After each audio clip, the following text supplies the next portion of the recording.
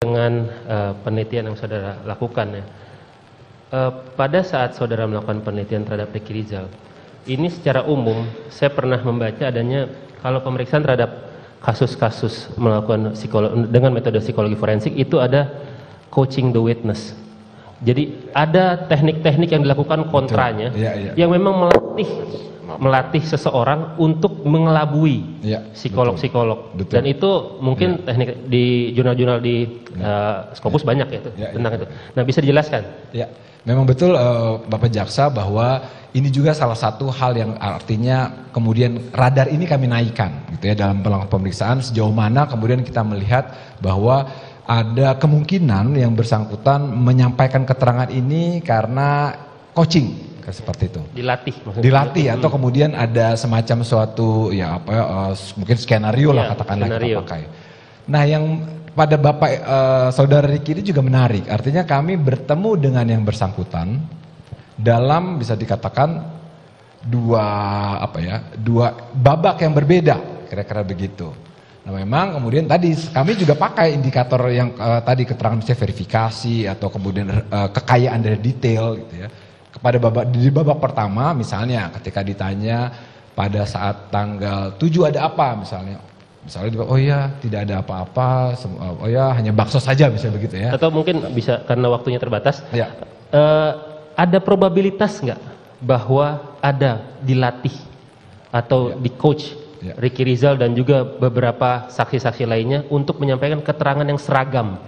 Ada probabilitasnya nggak? Jawaban singkat probabilitas ada, tapi kemudian kita cek juga kan, artinya ketika seseorang berikan keterangan berdasarkan skenarionya dan sebagainya, tentu kan kita melakukan misalnya pertanyaan probing, kita menggali. Ketika kemudian yang disampaikan tidak berbasis pada apa yang dialami, ketika kita gali, ketika kita coba untuk kita kembangkan dan sebagainya, maka kemudian yang bersangkutan tidak perform, gitulah kira-kira. Tapi seperti tidak menutup kemungkinan itu pastinya kan, karena ini selalu ada. Artinya itu yang kemudian kami juga evaluasi. Kemudian sekarang tadi saudara menyatakan keterangan Ricky Rizal itu patut diduga berkualitas, ya kan?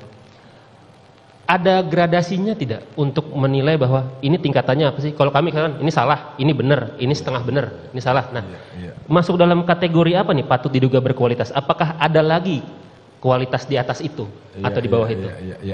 Ya, memang saya terima kasih Pak Jaksa, saya paham ini pertanyaan ini memang untuk kami kalangan psikologi sulit untuk menjawabnya secara pasti seperti itu. Karena memang kemudian tadi kalau kita ini kan data dari apa yang berbasis pengalaman ini bisa dikatakan muncul mungkin 100 kalimat ya. Dan di dalamnya ada kualitas-kualitasnya. Nah, ketika mungkin kita coba mengkuantifikasi ada berapa detail informasi, katakanlah ada 100 detail informasi. Lalu kemudian cut off-nya atau batasannya di mana? Ketika tadi seseorang ngomong 40 dari 60 atau 80 dari 100 seperti itu. Nah, ini sesuatu hal yang juga tidak mudah dan memang ada upaya misalnya untuk riset dilakukan untuk melihat kredibilitas dari keterangan berbasis yang verbal gitu ya. Atau mungkin bahasa simpelnya ada kalimat lain nggak yang bisa saudara ahli kemukakan untuk menilai bahwa keterangan ini 100% benar atau ini sangat berkualitas? Kalau ini kan patut diduga berkualitas. Ada keterangan lain nggak atau bahasa lain nggak yang bisa saudara kemukakan untuk kategori di atas itu?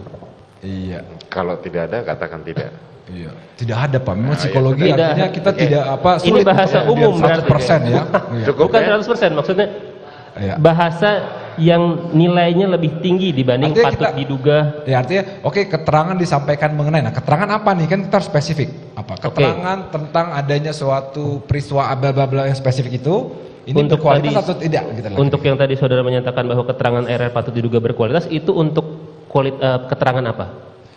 Keterangan tadi yang apakah sebenarnya itu bisa ditingkatkan kualitasnya menjadi sangat patut diduga berkualitas misalkan seperti sangat berkualitas gitu. Ya, artinya bisa saja artinya ketika kemudian yang bersangkutan mampu misalnya merekam dan mengutarakan kembali menit per menit misalnya seperti apa yang sebenarnya terjadi. Artinya ada beberapa hal yang memang tidak bisa disampaikan atau tidak dikeluarkan oleh Ricky Rizal sampai saudara menyimpulkan patut diduga. Padahal apabila ada yang lebih dikeluarkan itu bisa menjadi sangat Ya. Seperti itu ya? Saya pikir ini disebabkan oleh memang memori dari individu ini kemudian kita mengandalkannya tapi tidak bisa seperfect itu gitu Pak. Karena kemudian memori ini kan rentan ada kontaminasi, ada error dan sebagainya. Jadi memang tidak akan bisa seperfect itu. Seseorang tidak bisa menjelaskan detik per detik, menit per menit atau menit per menit tentang apa sih urutan yang terjadi, pertamanya begini dan sebagainya. Tetapi misalnya ada tema-tema atau yang kemudian bisa diungkapkan kembali gitu ya. Terima kasih sudah nonton. Jangan lupa like, subscribe, dan share ya.